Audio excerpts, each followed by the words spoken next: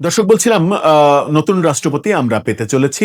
বাংলাদেশের ২৩তম রাষ্ট্রপতি হিসেবে নির্বাচিত হওয়ার একেবারে দোরগোড়ায় মির্জা ফখরুল ইসলাম আলমগীর এবং ২০ তারিখে তার নির্বাচনের মাধ্যমে তার নাম ঘোষণা এবং তারপরে শপথ গ্রহণ এবং তার দায়িত্ব বুঝে নেয়া, হাফিজউদ্দিন আহমেদের ভারপ্রাপ্ত দায়িত্বের অবসান ঘটা, তার আবার সংসদে ফিরে আসা, এই ব্যাপারগুলো আমরা দেখব। মির্জা ফখরুল ইসলাম আলমগীরের শপথ পরিচালনা করবেন বলে শোনা যাচ্ছে জাতীয় সংসদের ভারপ্রাপ্ত স্পিকার অর্থাৎ deputy speaker barrister Kaiser Kamal. এর আগে আমরা কিন্তু ভিন্ন চিত্রই বোধহয় দেখেছি, কারণ রাষ্ট্রপতির মানে শপথ পরিচালনার ব্যাপারটা প্রধান বিচারপতি করেছেন এরকমটাও দেখেছি। এবার মানে ভারপ্রাপ্ত স্পিকারকে দিয়ে করানো হচ্ছে, সেটা আমরা শুনছি। যখন রাষ্ট্রপতি নির্বাচনের ব্যাপার, তখন আমরা দেখেছি যে ১৯ তারিখ রাতে বিএনপির সংসদীয় কমিটির সভা হলো এবং সেই সভায় মির্জা ফখরুল সবার কাছ থেকে বিদায় নিয়েছেন এবং তিনি বারবার কান্নায় ভেঙে পড়েছেন, এরকম খবর গণমাধ্যমে এসেছে। এই খবরটা দেখে নিন। কালের কণ্ঠ বলছে, বিদায়ী বক্তব্যে কাঁদলেন মির্জা ফখরুল। তিনি কেঁদেছেন, বারবার কেঁদেছেন, বিএনপির প্রতি কৃতজ্ঞতা প্রকাশ করেছেন, ভুল ত্রুটি হয়ে থাকলে ক্ষমা চেয়েছেন এবং তিনি বলেছেন যে রাষ্ট্রপতি হলেও সবার সঙ্গে মিশে সবার জন্য কাজ করতে চান তিনি। সদালাপি মির্জা ফখরুল একজন মানে সংস্কৃতি কর্মী হিসেবেই বেড়ে উঠেছেন। তার নিজের এলাকা, সেখানে থিয়েটার চর্চা, থিয়েটারে অভিনয়, নাটকের নির্দেশনা দেয়া, আবৃত্তির সঙ্গে জড়িত থাকা, সব মিলিয়ে তিনি পুরো দস্তুর একজন থিয়েটার কর্মী। এবং বাংলা চলচ্চিত্রের প্রখ্যাত অভিনেতা সিরাজউদ্দৌলা খ্যাত আনোয়ার হোসেন কিংবা জনপ্রিয় নায়ক রহমান, তাদের সঙ্গে একসঙ্গে অভিনয় করার অভিজ্ঞতা, নির্দেশনা দেওয়ার অভিজ্ঞতাও তার রয়েছে। এমন একজনকে রাষ্ট্রপতি হিসেবে যখন আমরা পাচ্ছি, তখন আমরা প্রত্যাশা করতেই পারি যে বাংলাদেশের সাংস্কৃতিক অঙ্গন সমৃদ্ধ হবে তার পরামর্শে, তার হাতের ছোঁয়ায়।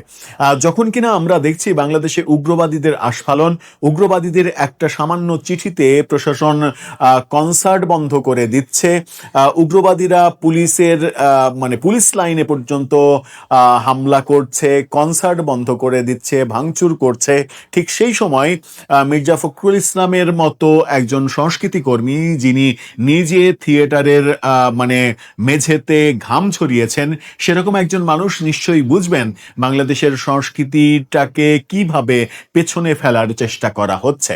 সেই প্রত্যাশা আমাদের থাকবে। সেই খবর যখন আমরা বলছি, তখন গণমাধ্যম বলছে যে ব্যাপক পরিবর্তন হতে চলেছে বিএনপি সরকারে, মন্ত্রিসভায়। ঢাকা পোস্টের এই শিরোনামটা দেখে নিন। তারা বলছে, রাষ্ট্রপতি নির্বাচন শেষে বিএনপির নেতৃত্ব পুনর্গঠন, মন্ত্রিসভায় রদবদল। এই খবরে তারা বলছে যে মির্জা ফখরুল ইসলাম আলমগীর মহাসচিব হওয়ায় ভারপ্রাপ্ত মানে রাষ্ট্রপতি হওয়ায় ভারপ্রাপ্ত যিনি মহাসচিব রুহুল কবির রিজভী অটোমেটিকলি তার ভারপ্রাপ্ত হিসেবে থাকার কথা। তিনি মহাসচিব হবেন নাকি সালাউদ্দিন আহমেদ হবেন, এটা নিয়ে আলোচনা রয়েছে। সাথে সিনিয়র যুগ্ম মহাসচিব হিসেবে পদোন্নতি হতে পারে, মন্ত্রিসভায় অনেকের আগমন হতে পারে, অনেককে মন্ত্রিসভা থেকে বাদ দেওয়ার ঘটনা ঘটবে নিশ্চিত করেই এই ব্যাপারগুলো নিয়েও খবর হচ্ছে।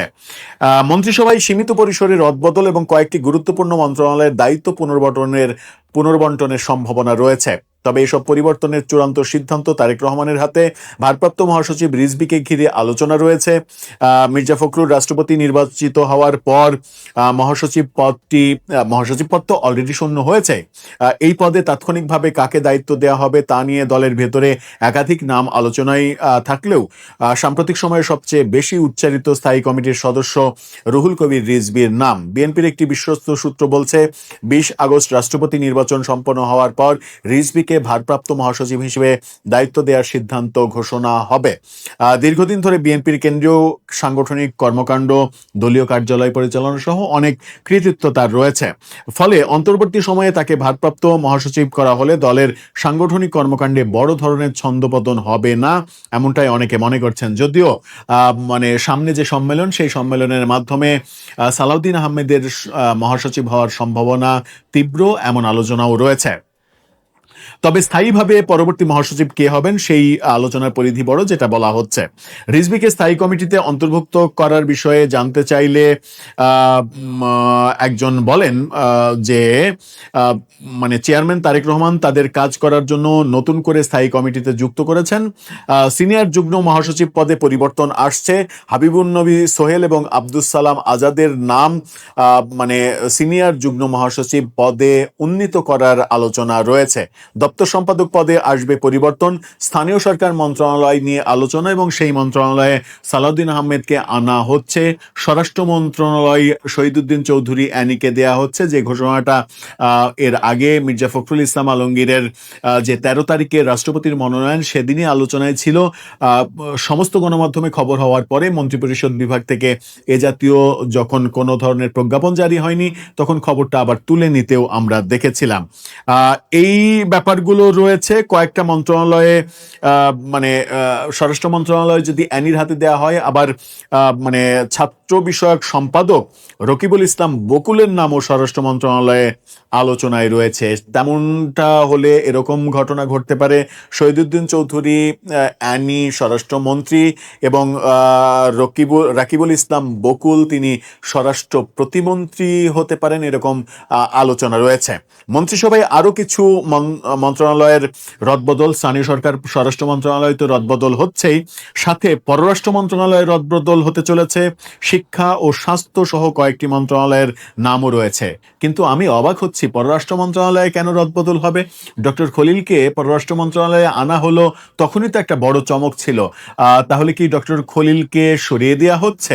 সাম্প্রতিক ভারত ইস্যুতে যে জটিলতা তৈরি হয়েছে, সেই জটিলতার পেছনে ডক্টর খলিলের নানা ধরনের কর্মকাণ্ড, কথাবার্তা, একগুয়েমি, জিদ, ভারত সফর প্রধানমন্ত্রী করতে পারবেন না, এরকম নানা মুখরোচক খবর চতুর্দিকে ছড়িয়ে পড়েছে। ঠিক সেই সময় ঢাকা পোস্ট বলছে যে পররাষ্ট্র মন্ত্রণালয়ে পরিবর্তনের সম্ভাবনা রয়েছে। শিক্ষা মন্ত্রণালয়ে অধ্যক্ষ সেলিম ভুঁইয়ার নাম আলোচনায় রয়েছে। স্বাস্থ্য মন্ত্রণালয়েও পরিবর্তন হওয়ার সম্ভাবনা রয়েছে। সেখানে প্রতিমন্ত্রীকে মূল মন্ত্রী করা হতে পারে, সাখাওয়াত হোসেন বকুলকে সরিয়ে দেয়া হতে পারে। এছাড়া সরকারের বিভিন্ন মন্ত্রণালয়ের দায়িত্বে আসতে পারেন বিএনপির স্থায়ী কমিটির সদস্য ডক্টর আব্দুল মঈন খান, গয়েশ্বরচন্দ্র রায়, সেলিমা রহমান, জয়নুল আবেদিন ফারুক, শামসুজ্জামান দুদু সহ আরও কয়েকজন নেতা। কৃষক দলের সাধারণ সম্পাদক শহীদুল ইসলাম বাবুলের নাম মন্ত্রিসভায় নতুন মুখ হিসেবে আলোচনায় রয়েছে। শরিকদের মধ্য থেকে মাহমুদুর রহমান মান্না, সাইফুল হক, তাদের নাম আলোচনায় রয়েছে। এছাড়া আরেকজন সেলিম, তারও মন্ত্রণালয়ের দায়িত্বে যে কোনো একটা দায়িত্বে আসার, শাহাদাত হোসেন সেলিম, তারও দায়িত্বে আসার সম্ভাবনা রয়েছে। সেই ক্ষেত্রে মাহমুদুর রহমান মান্না কিংবা সাইফুল হককে মন্ত্রী করতে হলে টেকনোক্র্যাট কোটায় তাদেরকে মন্ত্রী করতে হবে।